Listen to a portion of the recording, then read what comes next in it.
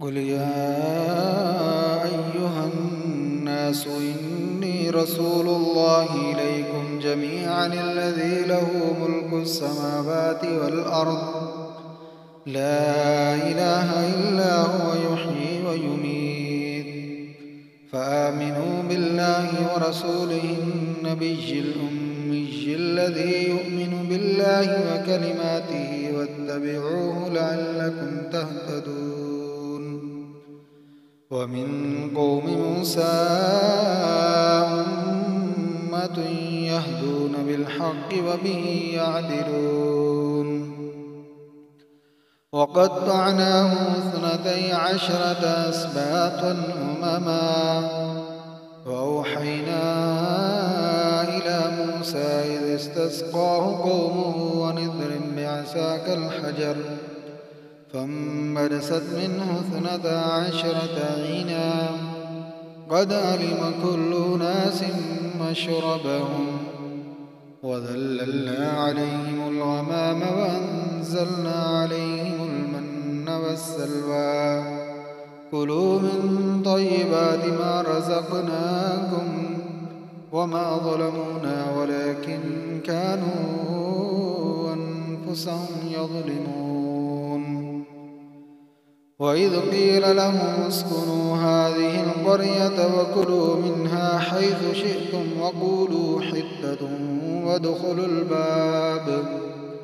وقولوا حتة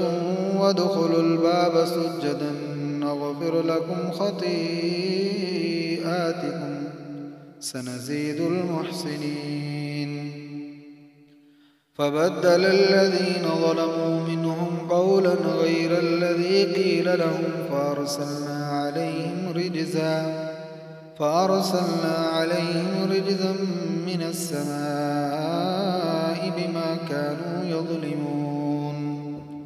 واسألهم عن القرية التي كانت حاضرة البحر إذ يعدون في السبت إذ تأتيهم حيتانهم يوم سبتهم شرعا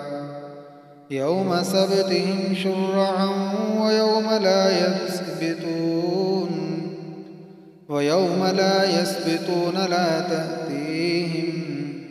كذلك نبلوهم بما كانوا يفسقون وإذ قالت أمة منهم لم تعظون قوما الله مهلكهم أو معذبهم عذابا شديدا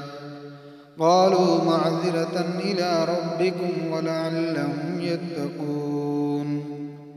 فلما نسوا ما ذكروا به أنجينا الذين ينهون عن السوء وأخذنا الذين ظلموا بعذاب بئيس بما كانوا يفسقون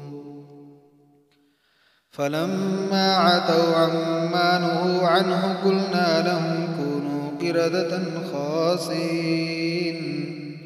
وإذ تأذن ربك ليبعثن عليهم إلى يوم القيامة من يسومهم سوء العذاب إن ربك لسريع العقاب وإنه لغفور رحيم وقطعناهم في الأرض أمما منهم الصالحون ومنهم دون ذلك وبلوناهم بالحسنات والسيئات لعلهم يرجعون فخلف من بعدهم خلف ورثوا الكتاب يأخذون عرض هذا الأدنى ويقولون سيغفر لنا وإن يأتهم عرض مثله يأخذوه ألم يؤخذ عليهم ميثاق الكتاب ألا يقولوا على الله إلا الحق ودرسوا ما فيه والدار الآخرة خير للذين يتقون أفلا تعقلون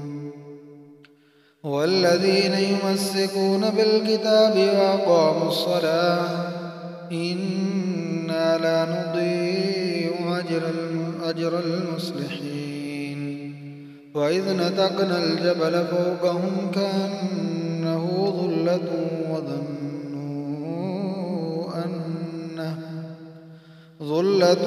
وظنوا أنه واقع بهم خذوا ما آتيناكم بقوة واذكروا ما فيه لعلكم تتقون